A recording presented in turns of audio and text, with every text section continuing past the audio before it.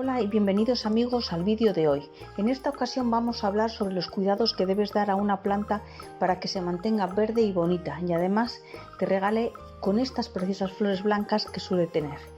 Como bien sabes, a esta planta se la conoce con muchos nombres como puede ser espatifilo, cuna de Moisés o lirio de la paz. Yo voy a aprovechar este momento para pedirte tu colaboración. Dime por favor desde qué país me estás viendo y cómo se conoce a esta bonita planta en tu país. Muchas gracias por tu colaboración. Es una planta muy agradecida, pero sí es verdad que debes de darle los cuidados que necesita y son 7. Punto 1. Esta planta necesita mucha luz, pero que no sea luz directa del sol, porque entonces sus hojas se podrían quemar. Punto 2. Necesita una temperatura adecuada. Será perfecto tenerla todo el año y sobre todo en invierno a una temperatura de 20 grados o un poquito más si es posible. Punto 3. Necesita que haya humedad en el ambiente para que no se sequen las hojas. Y si ves que tus hojas se comienzan a bajar, es que necesita agua. Si hay una temperatura muy alta, a la vez el ambiente está muy seco, pues las flores sufren un montón porque pierden la humedad muy rápido. Punto número 3. El riego. ¿Cuándo regar y con qué frecuencia? Yo siempre me fijo si la tierra está húmeda o no. Es muy sencillo, introduces un dedo en la tierra a una profundidad de 2 o 3 centímetros y si notas que está húmeda, no se te ocurra poner agua. La planta de Moisés prefiere pasar un poco de sed que estar encharcada. Para regar esta planta y cualquier otra planta puedes hacerlo de dos maneras. La primera es colocar un cuenco grande con agua e introducir la maceta durante un buen rato, así la planta absorberá el agua que necesita. Y la segunda manera es ponerle agua sobre la tierra. De una manera o de otra es importante que nos aseguremos después de regar que ha soltado todo el agua sobrante. Punto número 4.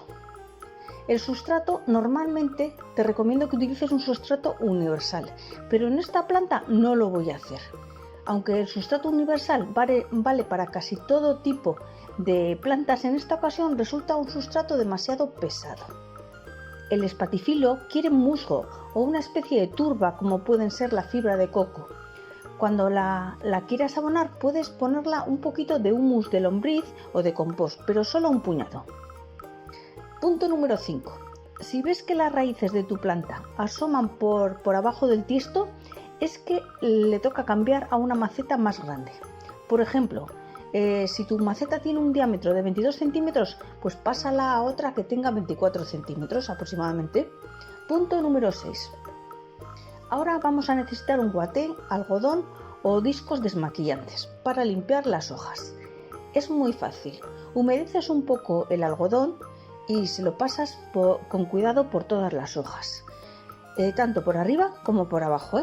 Esto, además de quitar el polvo de las hojas, las va a hidratar. También es verdad que como esta planta está formando flores todo el año, pues las flores liberan un polen y este polen deja residuos en las hojas. O sea, no solo es por el polvo que pueda haber en casa, sino también por el polen que echan las propias plantas. Bueno, esta operación la puedes hacer una vez a la semana. Incluso más si tú quieres, pero bueno, una vez a la semana estaría estupendo porque tu planta estaría muy bien hidratada y muy bonita. Punto número 7 y último de los consejos que debes tener en cuenta con esta planta es que cuando la coloques en un sitio, o sea, la traes de comprarla y la pones ya en un sitio determinado en tu casa, has decidido que ese sitio es bueno, que le da la luz, no de una forma muy directa, que no le da la calefacción. Bueno, pues cuando la coloques no la muevas de su ubicación constantemente, porque si lo haces la vuelves loca. Lo que puedes hacer es de vez en cuando girar un poquito. La giras y es suficiente. Recuerda que esta planta junto con la sansevieria, el poto, etc., limpian muchísimo el ambiente de tu casa. Espero que te haya gustado este vídeo. Gracias por quedarte hasta el final. Comparte con familiares y amigos que les pudiera interesar. Un saludo y te espero en el siguiente.